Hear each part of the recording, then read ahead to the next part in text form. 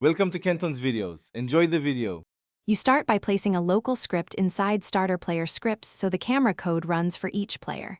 In that script, get local variables, local player equals game, players, local player and local cam equals workspace, current camera. Also require local context action service and run service. Once done, declare any C frame you want the camera locked to and prepare a handler function. This moves you from setup straight into actively taking control of the camera. Now you assert full control, set cam, camera type to scriptable and clear cam, camera subject so Roblox stops auto-following, then compute the target C frame and using run service. Render stepped, assign cam, C frame equals target C frame each frame.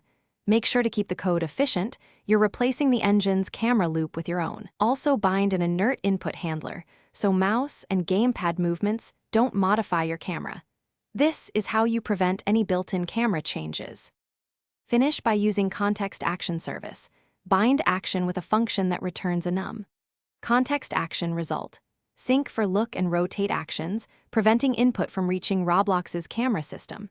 Make sure you perform all changes inside the local script so other players remain unaffected. Test and play mode and verify cam stays fixed. If the camera still moves, check for other scripts resetting camera type or camera subject, unbind or disable them, and ensure your render step.